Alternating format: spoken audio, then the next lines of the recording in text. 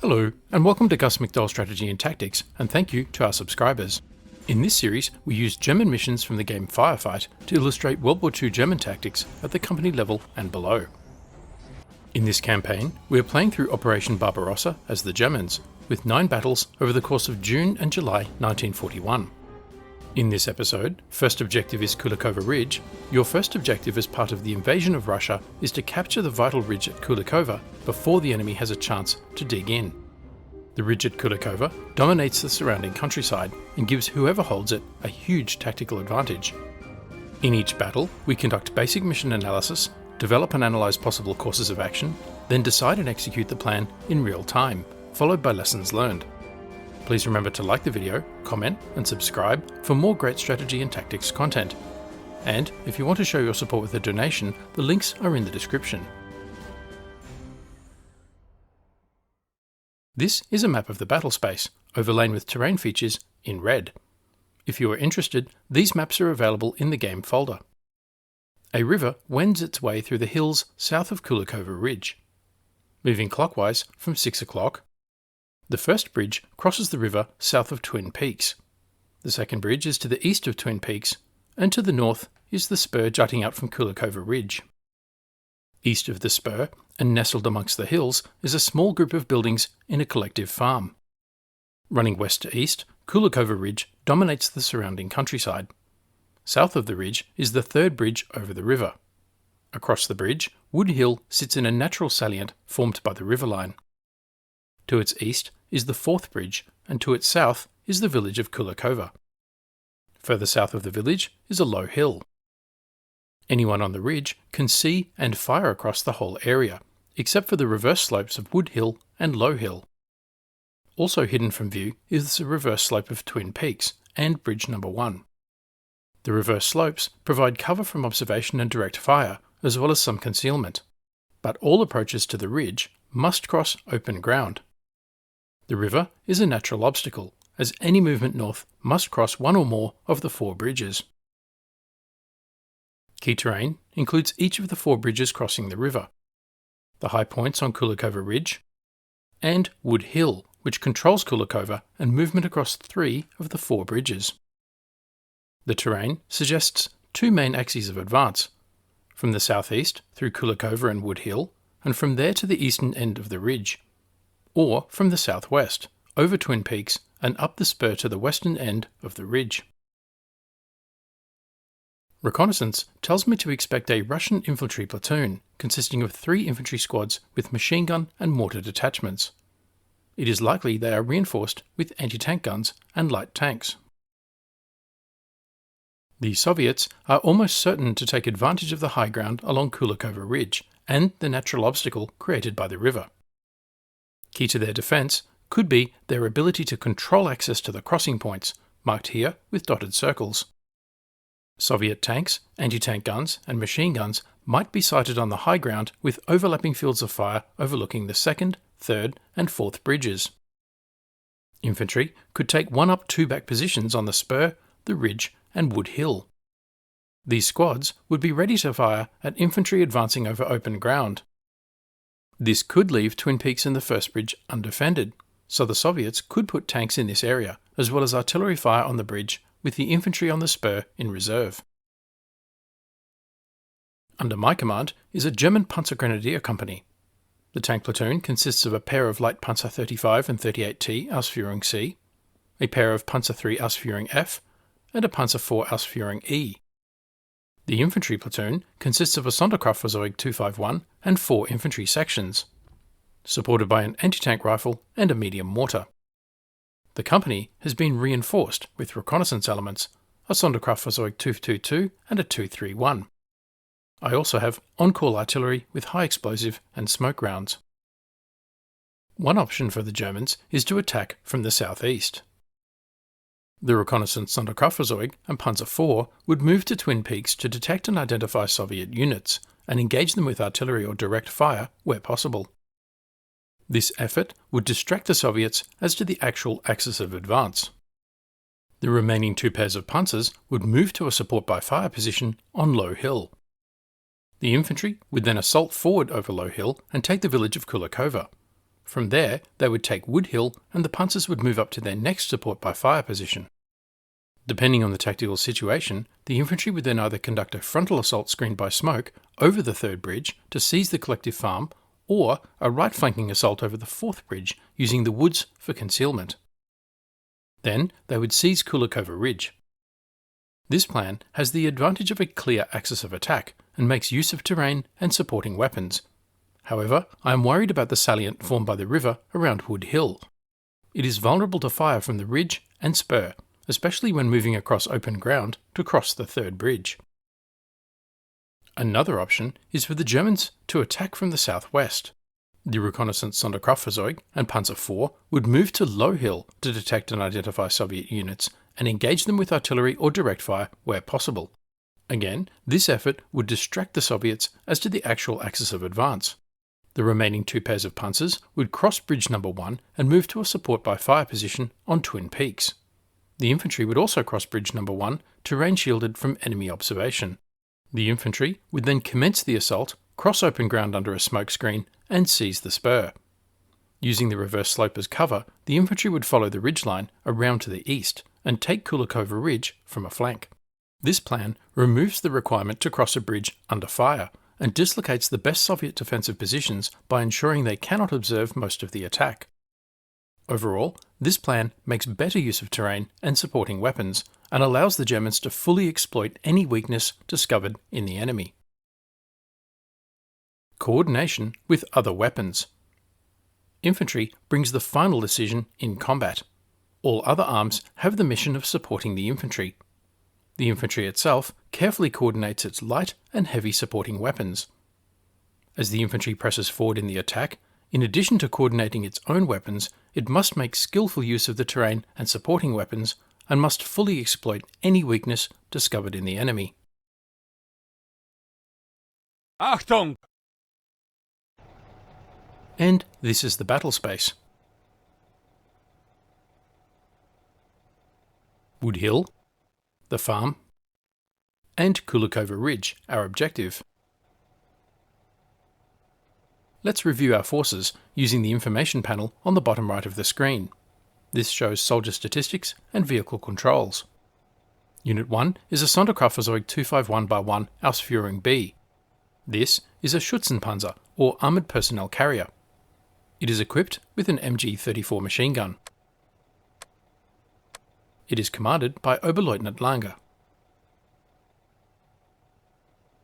Unit 2 is a Sonderkraftfahrzeug 222. This is a reconnaissance vehicle.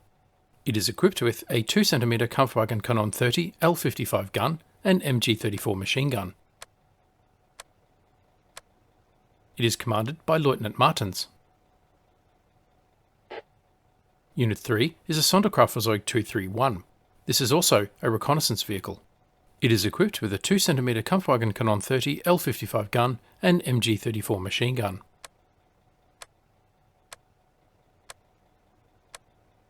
It is commanded by Oberleutnant Geiger. Unit 4 is a Panzer 35T. It is equipped with a 3.7 cm Kampfwagenkanon 34 L40 gun and MG-37T machine guns.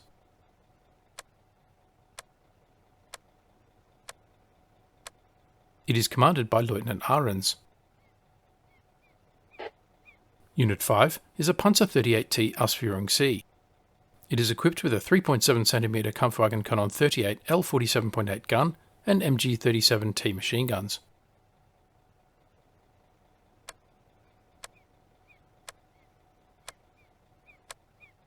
It is commanded by Lieutenant Winkler. Unit 6 is a Panzer III Ausführung F. It is equipped with a 3.7 cm Kampfwagenkanon 36 L45 gun and MG-34 machine guns.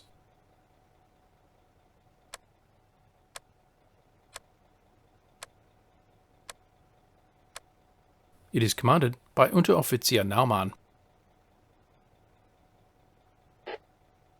Unit 7 is an infantry squad equipped with an MP40 submachine gun, Karabiner 98K rifles, steel handgranate, and an MG-34 machine gun.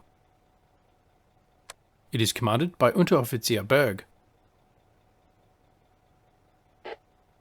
Unit 8 is also an infantry squad with the same loadout.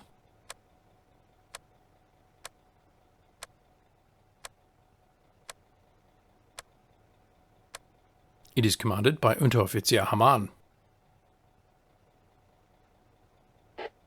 Unit 9 is also an infantry squad with the same loadout.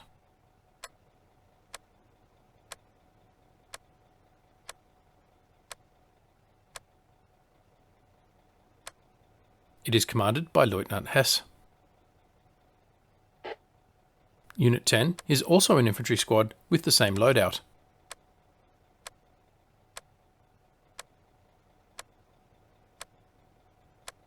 It is commanded by Unteroffizier Schroter. Unit 11 is a medium mortar. It is equipped with an 8 cm Granatwerfer 34 and 60 rounds.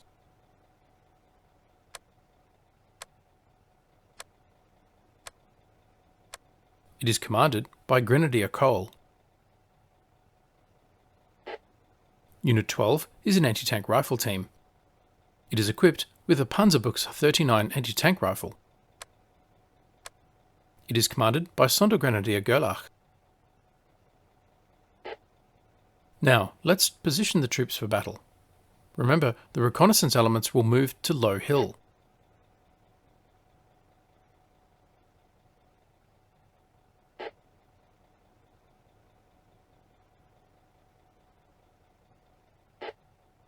And the Panzers and the rest of the company will cross bridge number 1 and attack from the reverse slope of Twin Peaks.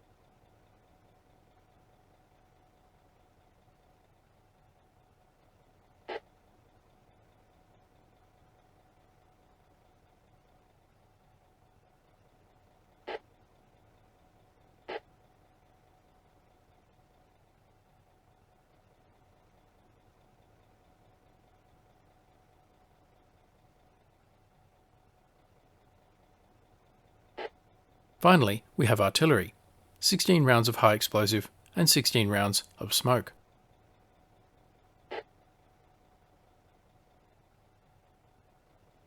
And so we begin.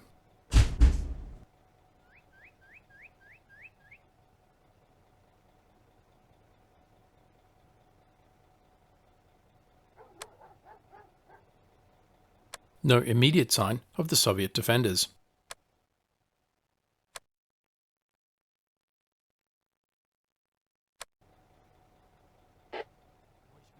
The reconnaissance elements probe forward onto Low Hill. Their job is to detect and identify Soviet units and engage them with artillery or direct fire where possible. Using armoured reconnaissance means they can handle themselves and therefore fight for information.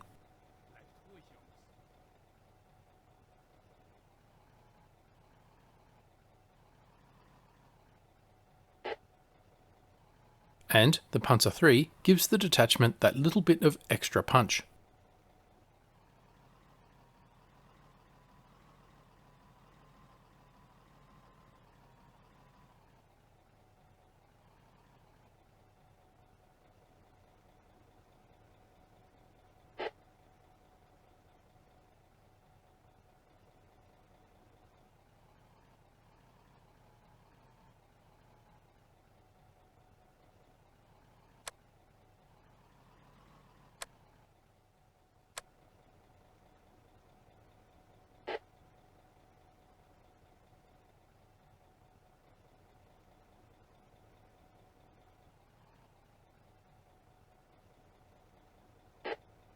The detachment is putting itself out there to attract fire, which works. The Sonderkraftfahrzeug 231 detects and destroys a Soviet BT-5 on the other side of the river. The BT-5 starts to burn.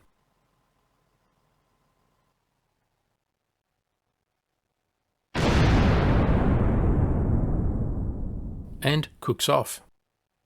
The recon team also observes the wind is blowing to the northwest. This is useful information if we need to use artillery smoke.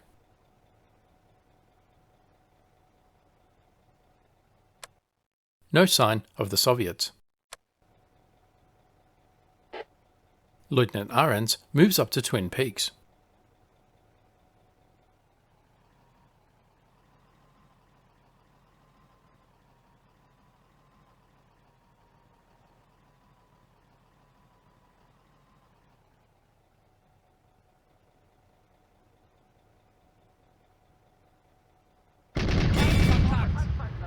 He quickly draws fire. A T-60 light tank with a 2 cm autocannon, sitting on the main road. Ahrens quickly withdraws. He has learned the Soviets have pushed their tanks forward on the flanks.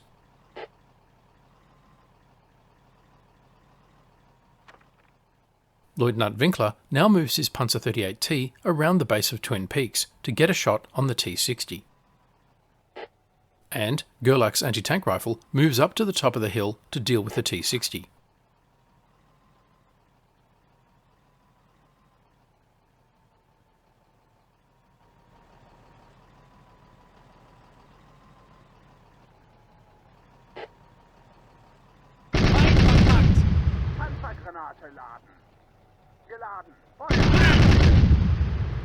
Winkler's Panzer 38T is destroyed by an APN shell through the hull upper right.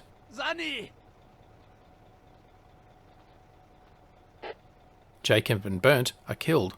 Stefan and Winkler are wounded.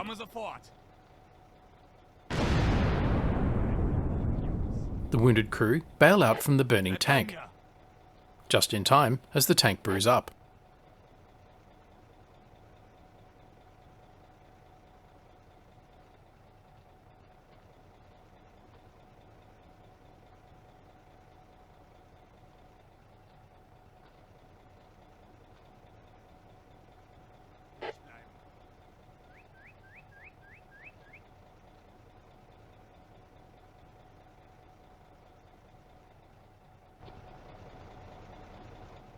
Panzer gesichtet.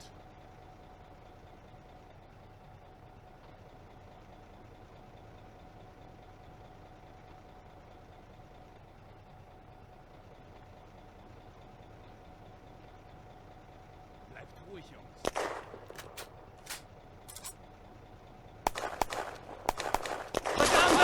Jungs. Suddenly, a murderous crossfire, and Grenadier Arndt is killed by a bullet in the chest.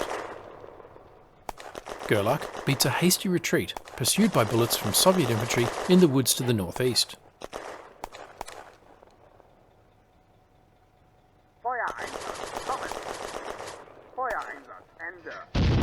The Granatwerfer opens a fire mission on the Soviet infantry.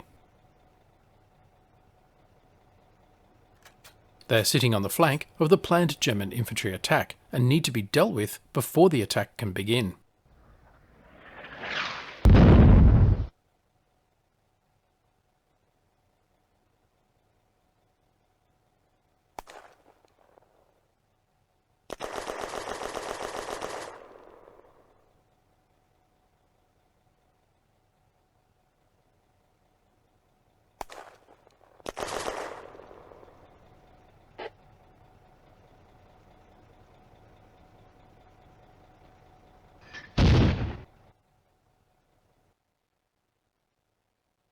Nimm das!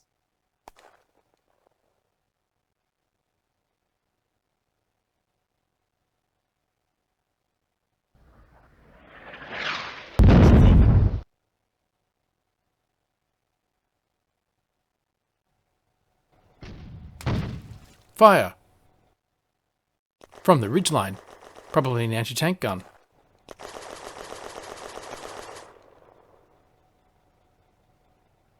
Feindkontakt!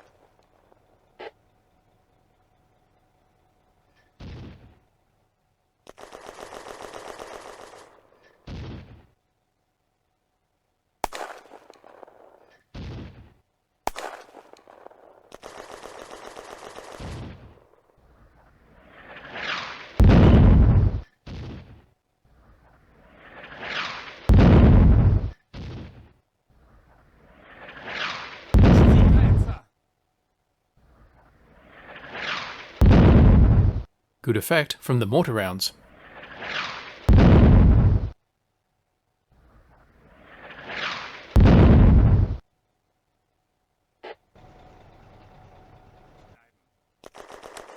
The Granatwerfer re-engages. Feuereinsatz, kommen! Feuereinsatz, Ende!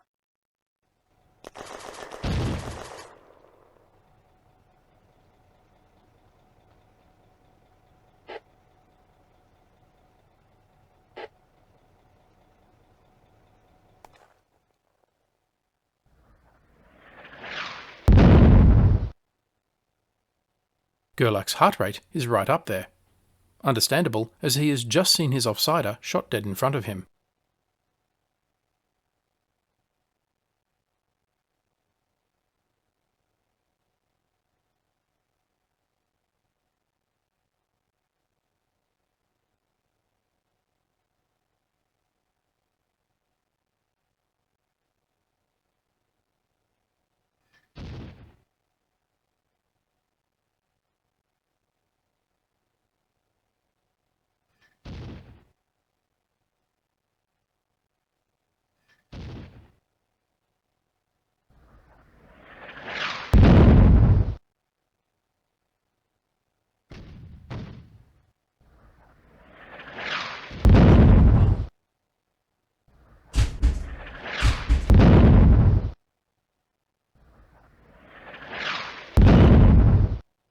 Reinforcements have arrived.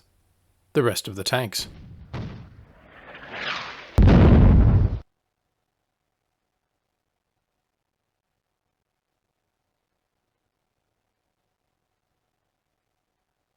So far, the Germans are preparing for an attack. On the right flank, the recon element has destroyed a BT-5. On the left flank, they have detected a T-60 and an infantry squad for the loss of a Panzer 38T and one of the anti-tank riflemen. The Soviet positions north of Twin Peaks must be cleared before the German attack on Kulikova Ridge can begin. This is a good time to pause the battle and come back to the action in the next episode. Thanks for watching. Don't forget to like, comment, subscribe and donate, and stay tuned for the next episode.